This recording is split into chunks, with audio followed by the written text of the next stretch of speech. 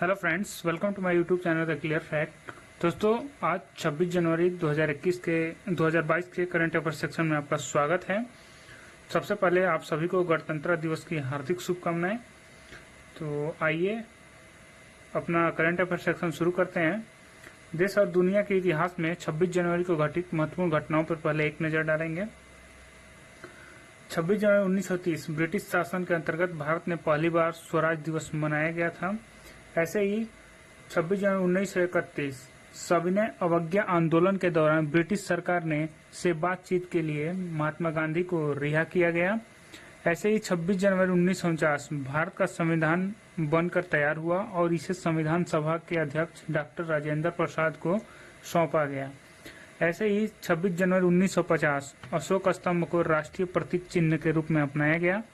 ऐसे ही 26 जनवरी 1957 जम्मू और कश्मीर के भारत की तरह से हिस्से को औपचारिक रूप से भारत का हिस्सा बनाया गया।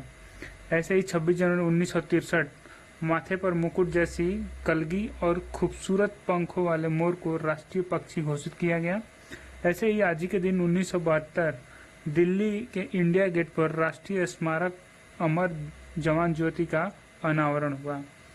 तो चलिए आज का अपना करंट अफेयर सेक्शन शुरू करते हैं। आज का पहला क्वेश्चन है, राष्ट्रीय मतदाता दिवस निम्न में से किस दिन मनाया जाता है? इसके लिए ऑप्शन ए है 10 मार्च, ऑप्शन बी है 25 जनवरी, ऑप्शन सी है 20 मई, ऑप्शन डी है 25 अगस्त। इनमें जो सही ऑप्शन है वह है ऑप्शन बी, यानी प्रत्येक साल 25 जनवरी को भारत में राष्ट्रीय मतदाता दिवस मनाया जाता है। राष्ट्रीय मतदाता दिवस मनाने का मुख्य उद्देश्य युवाओं को मतदान के प्रति जागरूक करना होता है। आपको बता दें कि मतदान करना प्रत्येक जिम्मेदार नागरिक का अधिकार है, क्योंकि हर एक वोट नई सरकार एवं लोकतंत्र का भाग्य का फैसला करता है। राष्ट्रीय मतदाता दिवस 2022 की थीम मजबूत लोकतंत्र के लिए चुनावी साक्षरता है। पहली बार राष्ट्रीय मतदाता दिवस 25 जनवरी 2011 को मनाया गया था। तो आइए अगला क्वेश्चन देखते हैं। भारत में हर साल 25 जनवरी को निम्न में से कौन सा दिवस मनाया जाता है? इसके लिए ऑप्शन ए है राष्ट्रीय सुरक्षा दिवस, ऑप्शन बी है राष्ट्रीय शिक्षा दिवस, ऑप्शन सी है राष्ट्रीय पर्यटन दिवस, ऑप्शन डी है राष्ट्रीय उपभोक्ता दिवस। इनमें जो सही ऑप्शन है वो है ऑप्शन सी, यानी भारत के पर्यटन स्थल के प्रचार प्रसार के लिए हर साल 25 जनवरी को राष्ट्रीय पर्यटन दिवस मनाया जाता है। भारत सरकार ने देश की अर्थव्यवस्था के लिए पर्यटन के महत्व के बारे में जागरूक करने के लिए पर्यटन दिवस मनाने का फैसला लिया था। भारतीय पर्यटन से करोड़ों लोगों को रोजगार मिलता है, तो वहीं देश की जीडीपी में भी बढ़ोतरी होती है। वैसे तो पूरी दुनिया में विश्व पर्यटन दिवस 27 सितंबर को मनाया जाता है, लेकिन भारत का पर्यटन दिवस 25 जनवरी को मनाया जाता है। तो आइए अगला क्वेश्चन देखते हैं। लखनऊ आईपीएल फ्रेंचाइजी ने अपनी टीम का नाम निम्न में से क्या रखने की घोषणा की है?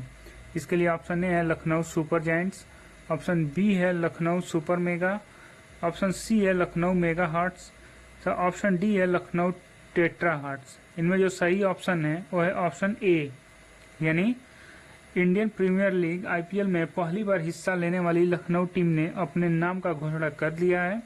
संजीव गोयनका ग्रुप की इस टीम का नाम लखनऊ सुपर जायंट्स होगा। आरपी संजीव गोयनका ग्रुप ने लखनऊ फ्रेंचाइजी को 7,090 करोड़ रुपए में खरीदा था।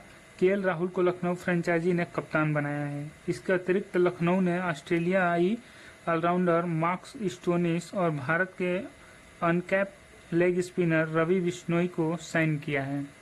तो आइए अगला क्वेश्चन देखते हैं। आईसीसी की तरफ से साल 2021 की सर्वश्रेष्ठ महिला क्रिकेटर निम्न में से किसे चुना गया है?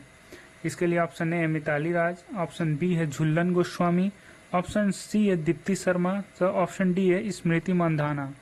इनमें जो सही ऑप्शन है वो है ऑप्शन डी, यानी भारतीय स्टार स्मृति मंधाना को सभी प्रारूपों में शानदार प्रदर्शन के लिए अंतर्राष्ट्रीय क्रिकेट काउंसिल के साल 2021 की सर्वश्रेष्ठ महिला क्रिकेटर चुना है। उनकी टक्कर इंग्लैंड की टैमी ब्यूमोट, दक्षिण अफ्रीका की लिजेल ली और आयरलैंड की गैबी लुइस से थी। हालांकि स्मृति मंधाना ने इस सभी को पीछे छोड़ते हुए अवार्ड अपने नाम किया। मंधाना ने दूसरी बार यह अवार्ड अपने नाम किया है। वे इससे पहले 2018 में भी सर्वश्रेष्ठ महिला क्रिकेटर और सर्वश्रेष्ठ महिला वनडे क्रिकेट भी रह चुकी हैं। मंदाना 2 बार यह अवार्ड जीतने वाली पहली भारतीय महिला खिलाड़ी हैं।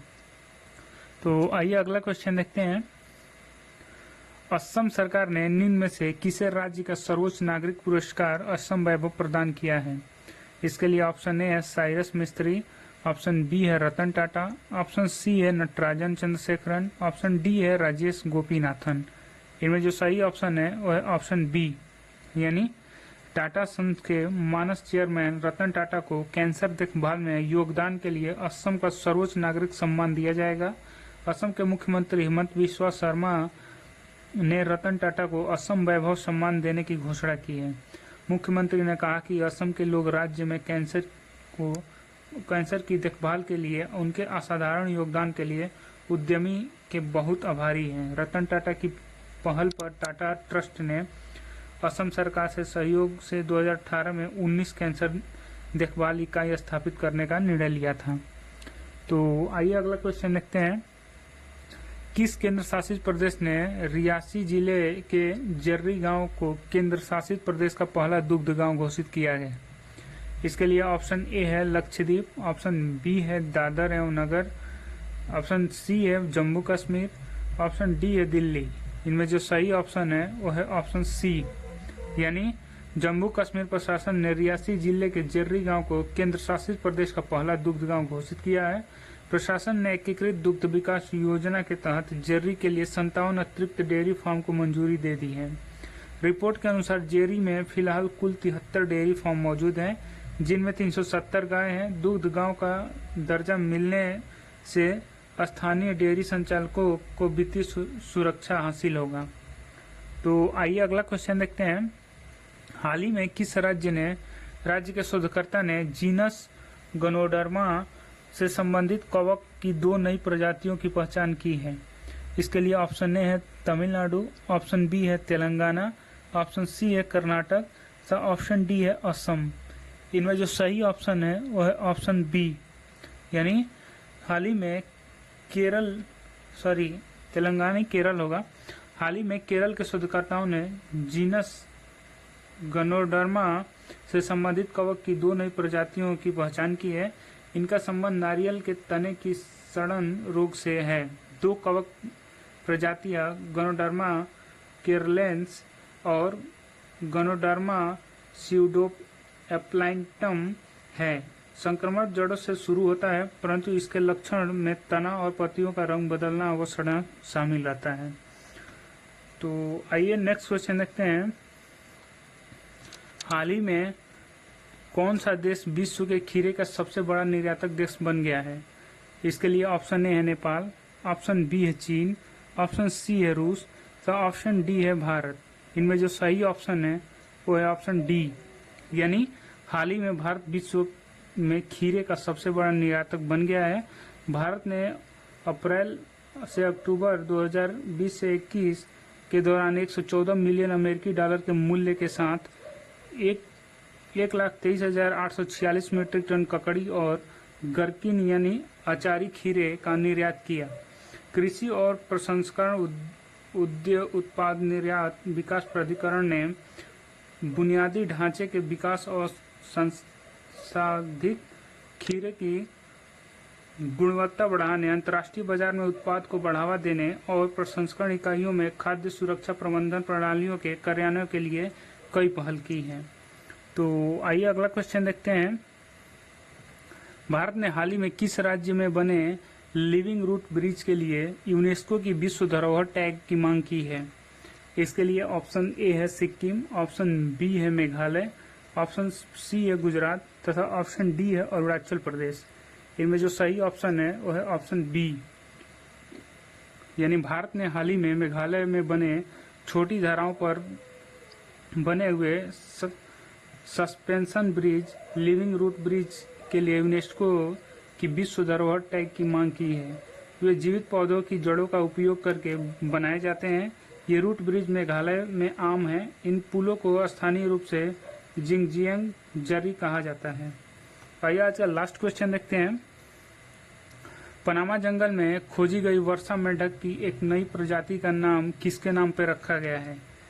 इसके लिए ऑप्शन ए है राजनाथ सिंह, ऑप्शन बी है ग्रेटा थुनबर्ग, ऑप्शन सी है स्मृति ईरानी, ऑप्शन डी है नेताजी सुभाष चंद्र बोस। इनमें जो सही ऑप्शन है वो है ऑप्शन बी, यानी पनामा जंगल में खोजी गई वर्षा मेंढक की एक नई प्रजाति का नाम हाल ही में ग्रेटा थुनबर्ग के नाम पर रखा गया है। इस प्रजाति को प्रिस्टिमंटिस ग्रेथा थुनबर्ग नाम दिया गया है।